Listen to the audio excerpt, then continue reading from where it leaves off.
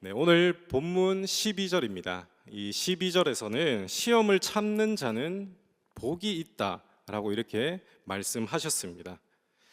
시험을 참는 자는 복이 있는데 그럼 이 시험을 참는 자는 누구입니까? 바로 뒤에 이어서 나오는 여러 가지 그 시련을 견디며 승리하는 자라고 말씀하십니다. 앞서 10절에 보시면 낮아짐을 자랑하라 말씀하신 부한자가 나오는데, 즉 신분 그리고 가문, 기타 외형적인 면에 있어서 다른 사람들보다 뛰어난 모든 사람들, 무엇이든 원하는 것을 이루어진 사람이 아니라 여러 가지 시련이 있었지만 그 고통 속에서 쓰러지지 않고 끝까지 견디어낸 사람이 복을 받은 사람이다라고 말씀하고 있습니다. 그렇다면 왜 시련을 받은 사람이 복될까요? 12절 하반절을 보시면 이는 시련을 견디어낸 자가 주께서 자기를 사랑하는 자들에게 약속하신 생명의 면류관을 얻을 것이기 때문입니다. 자신에게 주어진 그 시련을 견디어내는 자들에게는 여러분 보상이 따릅니다. 어떠한 보상이 따를까요? 하나님 나라에서 면류관을 차지하는 최상의 축복입니다. 믿으십니까?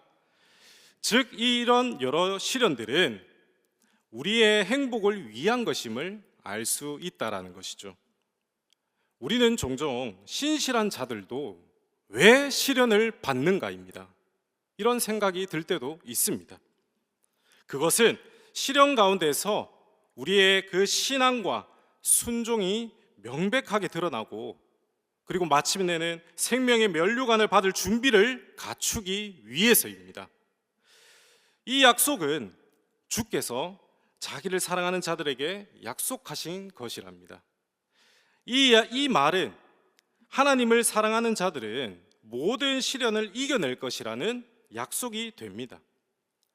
그렇다면 시련을 받을 때 우리의 이 마음은 왜 실패하게 될까요? 그것은 우리가 하나님을 사랑하는 그 마음보다 이 세상을, 나의 육체를 사랑하는 사랑에 더 압도되기 때문인 것이죠. 사실 우리 삶에 시련이 없는 사람이 없잖아요. 누군가는 어려서부터, 그리고 또 누군가는 질병으로, 가난으로, 저도 그렇습니다. 저는 그런 시련들이 정말 저에게는 엄청난 축복이었다라고 이렇게 생각이 됩니다. 왜냐하면 이것을 지나가고 이겨냄으로써 우리가 얻을 것이 너무나 큰 것임을 알기 때문인 것이죠. 그래서 하나님께 이 시련을 허락하셨음을 진심으로 감사를 드립니다. 그런데 오늘 이 시련이 우리가 생각하고 감사했던 그 정도의 복이 아니라 최고의 보상이고 그 최상의 축복인 하늘의 면류관을 주신다고 하시니 더욱더 감사가 넘칩니다. 그리고 이어서 13절에 보시면 갑자기 다른 느낌으로 사람이 시험을 받을 때에 내가 하나님께 시험을 받는다 하지 말지니 하나님은 악에게 시험을 받지도 아니하시고 친히 아무도 시험하지 아니하시느니라 라고 이렇게 말씀하십니다. 바로 앞에 12절에서는 시험을 참는 자는 복이 있다 라고 하셨는데, 갑자기 하나님은 시험을 하시지 않으신다 라고 이렇게 말씀하고 있습니다.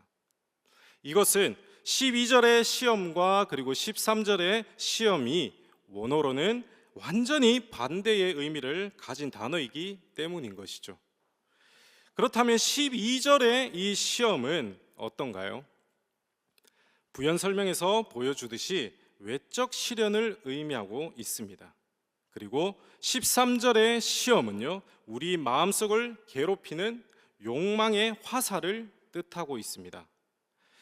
즉 12절의 시험은 시련을 의미하고 있습니다. 그리고 13절의 시험은 유혹을 의미한다라는 것이죠. 시련은 외형적인 것입니다. 질병이나 가난, 실패, 이 모든 것은 하나님의 뜻에 따라 우리에게 찾아옵니다. 즉 하나님이 주시는 것이죠.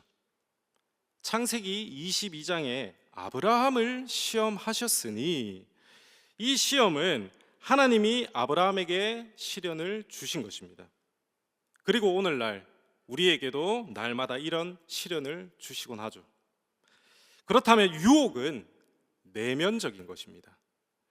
우리 안에 있는 그 더러운 욕망이 우리를 괴롭히고 끝내는 죄로 인해 몰고 가는 내적 욕망, 욕심을 말합니다.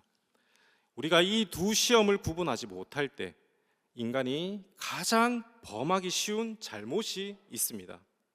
바로 자신의 잘못을 타인에게, 그리고 심지어는 하나님에게 책임을 돌린다라는 것이죠. 이 책임 전가는 아담에게서 물려받은 우리의 타락한 본성입니다. 우리는 열심히 모방을 하고 있습니다. 그런데 출애굽기 9장에 보시면 하나님이 인간들의 마음을 강팍하게도 하시잖아요 라고 생각할 수도 있습니다. 그런데 하나님께서 그들의 마음을 타락하게 하셨을까요? 아닙니다. 그렇다면 하나님이 그 죄를 일으키시는 죄의 선동자 내지는 공범자라는 이러한 말이 되는데 천부당 만부당한 소리입니다. 이것이 바로 책임 전가라는 것이죠.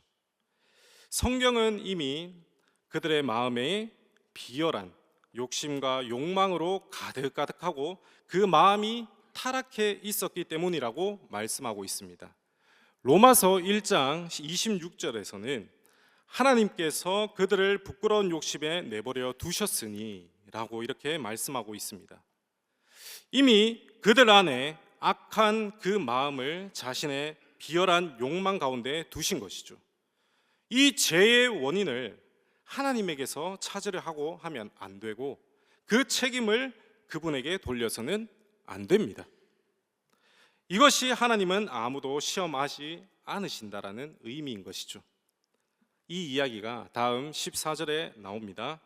오직 각 사람이 시험을 받는 것은 자기 욕심에 끌려 미혹됨이니 모두 내 속에 더러운 욕심이 그 모든 잘못들의 근원이라고 하십니다. 모든 인간은 시종일관 자기의 악한 생각에 따라서 행동하곤 합니다. 그리고 이어서 15절에 욕심이 잉태한즉 죄를 낳고 죄가 장성한즉 사망을 낳느니라. 이 욕심이 딱 강조되어 명시되어 있는 것을 우리가 볼 수 있습니다.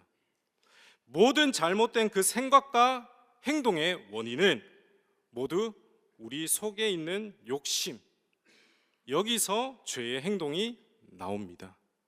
그리고 우리가 결국에는 죽는 것이 죄의 완성이 되겠죠.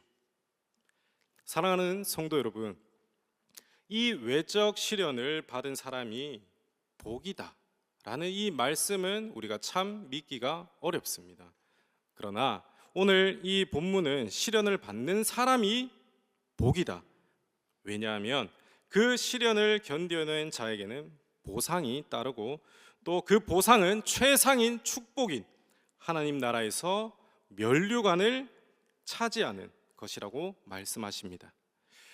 더불어 하나님을 사랑하는 자들은 모든 시련을 이겨낼 것이고 또 우리는 결국 이 시련 가운데서 우리의 신앙과 순종이 명백하게 드러나 마침내는 생명의 면류관을 받을 준비를 갖출 것입니다. 다만 우리의 이 마음의 시험 그리고 유혹, 욕심을 주의해야 합니다. 하나님은 우리의 마음의 시험, 즉 죄의 유혹을 주시지 않으십니다. 그러나 우리 마음이 이미 비열한 욕심과 욕망으로 가득하고 그 마음이 현재 타락해져 있으므로 우리의 마음을 하나님 앞에 부끄럽지 않도록 날마다 깨끗하게 하고 순결하게 지켜야 할 것입니다. 16절입니다. 내 사랑하는 형제들아 속지 말라. 이 속지 마라는 하나님께서 시험, 죄에 빠뜨리시는 것이 아니다 라는 이 사실을 명확하게 다시 한 번 더 설명해 주십니다. 하나님께서 시험을 하시는 것이 아니야. 내가 유혹에 빠진 거야. 내 욕심에 이끌려 죄 지은 거니 하나님 핑계 대지 마. 모두 내 마음의 욕망 때문이야. 하나님은 선이십니다. 하나님이 악을 일으키신다. 이것은 너무나 터무니없는 생각인 것이죠. 선을 행하는 것은 그분의 특성이자 성품입니다. 모든 선은 그분에게서 우리에게 옵니다. 만약 우리가 선을 행했다, 내가 착해서, 내가 선해서 행했을까요? 아니요. 우리는 선하지 않습니다. 그래도 나 정도면, 내 능력 정도면, 이렇게 혹시 생각하시는 분이 계실까요? 아니요. 우리 존재는 전적 타락입니다. 로마서에 기록된 바 의인은 없나니 하나도 없으며 라고 이렇게 말씀하시죠. 우리가 행한 크고 작은 모든 선은 그분에게서 와서 선을 행한 것입니다. 그렇다면 우리가 악한 것을 행한 것은요, 이것은 그분의 성품에 어긋나는 일입니다. 사람이 아무리 자기 생활에 있어서 뛰어난 사람이라고 해도 완전할 수 없습니다. 어떤 면에서는 약점과 단점이 있기 마련이고, 그리고 실수도 합니다. 속지 마라. 이것은 13절에 하나님은 사람을 시험하지 아니하시니, 즉 하나님은 우리를 죄에 빠지게 하지 않는다, 이 사실을 명확하게 하면서 우리의 그 잘못된 생각에는 경계를 주고, 동시에 다음에 나오는 17절에서는 그럼 어떻게 하시는가 하는 이 올바른 교훈의 길을 기울일 수 있도록 인도해 주신다라는 것이죠. 17절입니다. 온갖 좋은 은사와 온전한 선물이 다 위로부터 빛들의 아버지께로부터 내려오나니. 빛들의 아버지는 우리가 잘 알고 있듯이 말 그대로 해와 달과 별들을 창조하신 아버지이십니다. 지구를 그 한낱 먼지와 같은 그 존재로 만드는 그 광활한 우주를 그 조금의 오차가 없도록 질서 있게 하시는 잘 정돈된 우주의 아버지, 즉 모든 탁월한 것, 선한 것의 아버지라는 뜻입니다. 모든 좋은 것들, 선한 것들은 다 그분에게서 내려온다라는 것이죠. 17절 하반절에는 그는 어떠한 분이십니까? 그는 변함도 없으시고 회전하는 그림자도 없으시느니라. 사실은 태양빛에 의해서 천체상에 변화가 생기고 또 어두운 부분에는 그림자가 생기기도 합니다. 그러나 하나님의 광채는 그러한 식으로 측량해서는 안 된다라는 말씀인 것이죠. 하나님이 변하시지 않는다라는 것은 이 천체상의 변화에도 불구하고 그림자에 의해 어두워짐이 없으신 그런 하나님의 속성을 나타내는 표현입니다. 변하는 건 누굴까요? 변하는 건 우리입니다. 그런 우리 인간을 잘 보여주는 말이 있죠. 화장실 갈 때 마음 다르고 나올 때 마음 다르다. 그렇다면 그분은요, 모든 일에 있어서, 모든 시대에 있어서 일관성 있게 선행을 중단하신 적이 없으십니다. 여러분, 우리는 공평하다고 생각합니까? 우리는 공평하지 않습니다. 더 사랑하는 사람이 있고요, 덜 사랑하는 사람이 있습니다. 당연한 건가요? 인간적으로는 당연합니다. 하지만 하나님 앞에는 당연하지 않아요. 우리는 그러지 않으려고 노력을 해야 됩니다. 공평하려고 애써야 된다라는 것이죠. 그게 하나님은 공평하신 분이시니 그것이 하나님의 성품을 닮아가는 일입니다. 그리고 일관성도 마찬가지입니다. 우리는 변합니다. 오늘 이랬다가 내일 저랬다가 또 오늘은 좋아했다가 내일은 싫어했다가 난리 납니다. 인간적으로는 당연해요. 하지만 우리에게서 당연해서는 안 되겠죠. 일관성 있으려고 우리는 끝까지 노력해야 합니다. 그리고 하나님은 변하지 않습니다. 우리 이어서 18절에서는 선하신 그분이 그의 백성을 위해 무엇을 행하셨나 기술하고 있습니다. 우리 18절은 다 함께 읽도록 하겠습니다. 시작. 그가 그 피조물 중에 우리로 한 첫 열매가 되게 하시려고 자기의 뜻을 따라 진리의 말씀으로 우리를 낳으셨느니라. 아멘. 첫 열매가 되도록 하시려는 그 뜻에서 우리를 낳으셨다. 이것은 소수의 어떤 그 누군가에게 적용되는 말씀이 아닙니다. 우리 모두를 첫 열매로 되게 하시려는 뜻이다라는 것이죠.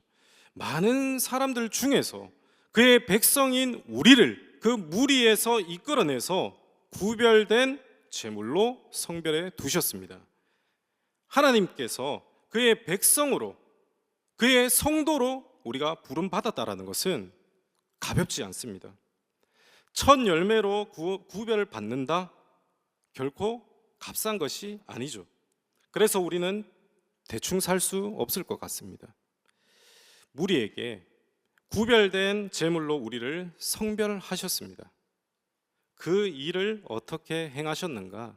첫 번째로는 자기의 뜻을 따라, 두 번째로는 진리의 말씀으로 우리를 낳으셨습니다. 첫째, 자기의 뜻을 따라 낳으셨다라는 것은 하나님은 어떠한 그 외부적인 영향을 받지 않으신다라는 것입니다. 오직 하나님의 의지로, 그의 경륜에 의해서 우리를 낳으셨습니다. 언제요? 에베소서 우리 1장 4, 5절에 보시면 곧 창세전에 그리스도 안에서 우리를 택하사 그리고 그 기쁘신 뜻대로 우리를 예정하사라고 이렇게 말씀하고 있습니다. 하나님이 그 창세전에 오직 그의 기쁘신 뜻대로 우리를 선택하셨습니다. 믿으십니까? 두 번째로는 진리의 말씀으로 낳으셨다라는 것은 복음을 가리키고 있습니다. 하나님께서 그 창세전에 우리를 선택하셨는데 어느 그 순간에 내가 하나님 앞에 부름받게 될 텐데 우리는 그때가 언제인지는 알 수가 없습니다. 하지만 우리가 알 수 있는 것이 있죠. 진리의 말씀으로 우리를 낳으셨다라는 것입니다. 선택은 오직 하나님의 기쁘신 뜻에 의해서 순전히 은혜로만 가능하고 또 우리가 그의 진리의 말씀으로 말미암아 진리에 대한 지식의 빛을 받게 되었고 그것이 하나님의 창세전의 선택과 일치하게 됩니다. 선택받은 자가 진리의 말씀을 통해서 진리에 대한 지식의 빛을 받는 그때에 우리는 새 사람이 되고 옛 성품을 버리게 된다라는 것이죠. 우리는 태어나기 전부터 하나님의 입양을 받은 자들입니다. 오직 값없는 은혜로만 진리의 말씀을 통해서요. 그 외에 다른 방법을 통해서는 하나님 나라에 결코 접근할 수가 없습니다. 그렇다면 우리가 그 은혜를 받았다면 날마다 하나님의 그 손으로부터 흘러나오는 그 셀 수 없는 축복의 감명을 받을 것입니다. 그때마다 우리의 마음에 그 문을 열고 그분의 영광을 바라보는 것이 마땅하다라는 것을 깨닫게 될 것입니다. 그리고 동시에 하나님께 대한 찬양에 어긋나는 생각이 나에게 떠오르거나 생길 때면 온 마음을 다해서 그것을 물리칠 것입니다. 사랑하는 성도 여러분, 우리가 오직 이 은혜를 알고 또 그 은혜에 감사하며 그 은혜를 찬양하는 자가 되기를 소망합니다. 나아가서 하나님의 선하신 성품을 닮아가며 하나님이 선택하시고 성별하신 그 뜻을 이루는 자가 되는 저와 우리 사랑하는 범호교회 성도님들이 될 수 있기를 간절히 소망합니다.